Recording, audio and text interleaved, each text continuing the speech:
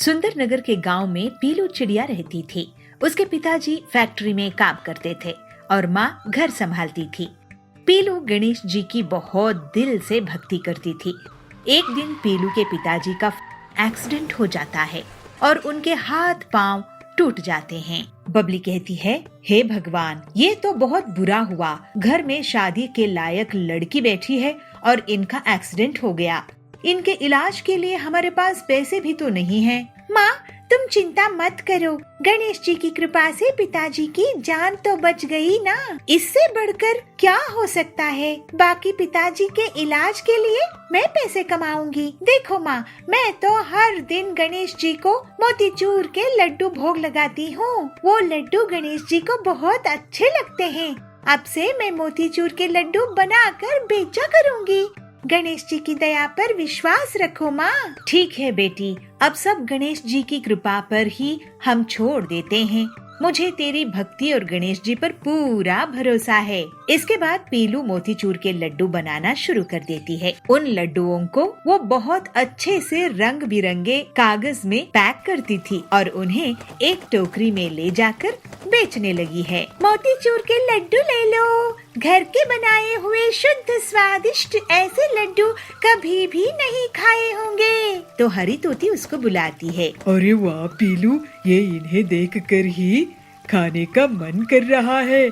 ऐसे मोतीचूर के लड्डू तो मैंने कभी नहीं देखे। एक खा कर देखिए हरी तोती मैडम। पीलू का लड्डू खाकर हरी तोती बहुत तारीफ करती है। वाह पीलू, मजा आ गया। 1 किलो पैक कर दे मेरे ससुराल में, तो इसकी बहुत तारीफ होगी।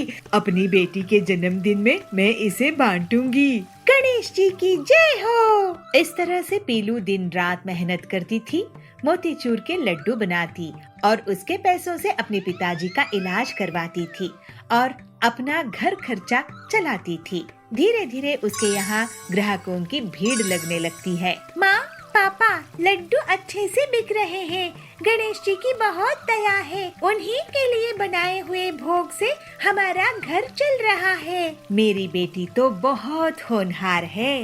बबली अपनी बेटी को सराहती है। पीलू की तरक्की देखकर कालू कौवा बहुत जलने लगता है, क्योंकि उसके महंगी मिठाई की दुकान में अब कोई नहीं जा रहा था। पीलू के आने के पहले सब लोग मेरी दुकान से मोतीचूर के लड्डू खरीदते थे, लेकिन पता नहीं ये अपने लड्डू में ऐसा क्या मिलाती है कि सब इसके पास ही जाते हैं। इसका इलाज करना पड़ेगा। अगले दिन कड़क सेठ पीलू की दुकान में आते हैं। पीलू, तुम्हारे मोतीचूर के लड्डू की बहुत तारीफ सुनी है। मेरी नई फैक्ट्री का उद्घाटन है। तुम हमें 20 किलो मोतीचूर के लड्डू दे सकोगी? कड़क सेठ जी, आप मेरी दुकान में आए, ये मेरे लिए बहुत बड़ी बात है। गणेश जी की कृपा से मैं आपका ऑर्डर पूरा कर दूंगी। देखो पीलू, मेरी फैक्ट्री में विदेश से भी लोग आएंगे। अगर तुम्हारे मोतीचूर के लड्डू उन्हें पसंद आ गए तो तुम्हारे पास ऐसे बड़े बड़े ऑर्डर्स की लाइन लग जाएगी। कड़क सेठ जी, मैं आपको पीलू से आधे दाम में लड्डू दे सकता हूँ। आप तो मुझसे ऑर्डर दीजिए। मेरी पत्नी ने कही है कि पीलू गणेश जी की बहुत बड़ी भक्त है, उसी से मोतीचूर के लड्डू लेने के लिए, और उसने तुम्हारे बारे में शिकायत की थी कि तुम बासी मिठाइयाँ बेचते हो, तो अब यहाँ से भाग जाओ। ये सुनकर कालू की बेइज्जती हो जाती है। वो बहुत गुस्से में आ जाता है और पीलू से बदला लेने की ठान लेता है। उस रात पीलू कड़क सेठ के लिए लड्डू बनाने की तैयारी कर रही थी। वो पूरी सामग्री को गणेश जी के सामने रखती है और उनसे प्रार्थना करती है। हे गणेश जी, आपकी कृपा से इतना बड़ा ऑर्डर मिला है। आप मुझे आशीर्वाद दीजिए कि मैं ये ऑर्डर सफलता से पूरा कर सकूं। फिर पीलू लड्डू बनाकर सोने चलती है। कालू मौका देखकर एक केमिकल का पैकेट लेकर उसके घर में घुस जाता है। इस केमिकल से पूरे लड्डू सड़ जाएंगे, मजा आएगा। कालू लड्डू में पाउडर छिड़क देता है और तुरंत ही लड्डू सड़ जाते हैं। पीलू को बदबू आती है, वो तुरंत उठ जाती है। अरे कालू, तुमने गणेश जी को भोग लगाए हुए लड्डुओं को खराब कर दिए। आखिर मैंने तुम्हारा क्या बिगाड़ा था? मैं तुम्हारे लड्डू बर्बाद करने के लिए आया हूँ। तुम्हारे मोतीचूर के लड्डू से मेरे धंधे को नुकसान हो रहा है। अब तुम कड़क का ऑर्डर पूरा नहीं कर पाओगी, वो तुम्हें जेल में डलवा देगा। तुम्हें क्या लगता है तुम मेरा काम बिगाड़ दोगे? गणेश जी से डरो। मैं किसी से नहीं डरता और अब मैं चला। कल कड़क सेठ को मैं मोतीचूर के लड्डू दूंगा, मुझे इनाम मिलेगा। कालू जैसे ही भागने की कोशिश करता है तभी वहाँ पर गणेश जी प्रकट हो जाते हैं। गणेश जी कहते हैं, तुम बहुत दुष्ट हो कालू, अब मैं तुम्हें सजा दूंगा।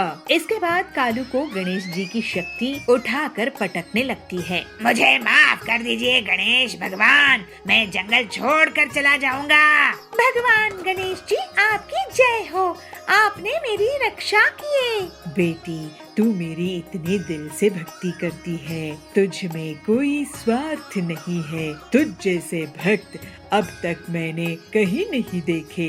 मैं तेरी हर समय रक्षा करूंगा। इस तरह से कालू की पिटाई हो जाती है और वो जंगल से भाग जाता है।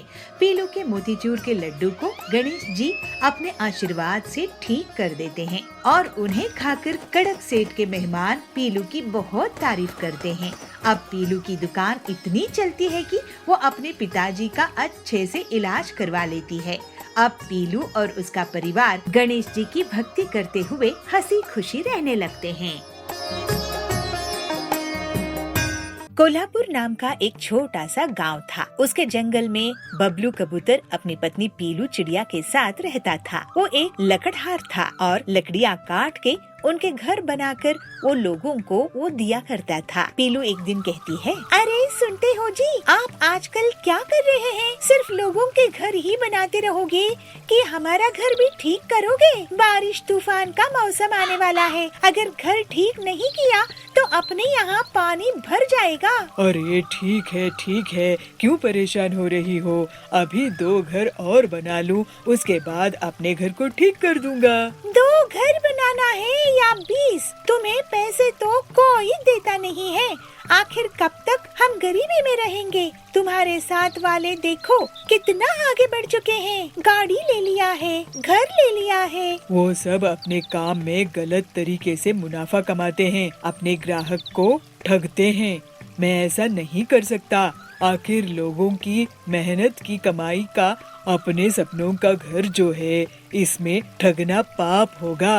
अरे मैं तुम्हें चोरी या लोगों को ठगने के लिए नहीं कह रही हूँ, बस तुम अपनी कमाई बढ़ाओ और घर के बारे में भी सोचो। बबलू उदास होकर जंगल में बैठ जाता है। तभी उसके पास एक बूढ़ा बाज आता है। बेटा, ऐसा उदास क्यों बैठे हो? बबलू बूढ़े बाज को पीलू की बताए हुए पीलू की बातें बताता है। तो परेशानी क्या है बेटा?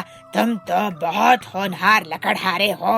लकड़ी काट लो और घर बना लो। मैं हरे पेड़ों को नहीं काटता हूँ बाजी। तो लकड़हारे क्यों बने हो? कोई और काम कर लो। लकड़हारा होने का मतलब बेकार में पेड़ काटना नहीं होता है। मेरी ये खानदानी परंपरा है। मैं सिर्फ और सिर्फ सूखे पेड़ों को ही काटता हूँ, नहीं तो जंगल ही खाली हो जाएगा। अच्छा, उस तरफ सूखे पेड़ है, जाओ वहाँ। बबलू दूसरी तरफ देखता है। उतनी देर में वो बाज वहाँ से चला जाता है। फिर बबलू सूखे पेड़ों के पास जाता है और उन्हें काटता है। अरे इतने सूखे पेड़, मुझे विश्वास नहीं हो रहा है। फिर लकड़ियाँ काटकर बबलू अपने घर में उन्हें अपने ऑटो में लेकर जाता है और 2 हफ्ते में पूरा नया घर तैयार कर लेता है। ये देखकर पीलू बहुत हैरान हो जाती है। अरे ये तो बहुत सुंदर घर बनाए हो, लेकिन जी इस लकड़ी के घर में हम कैसे रहेंगे? क्या ये वाटरप्रूफ है या आग प्रूफ है? पीलू,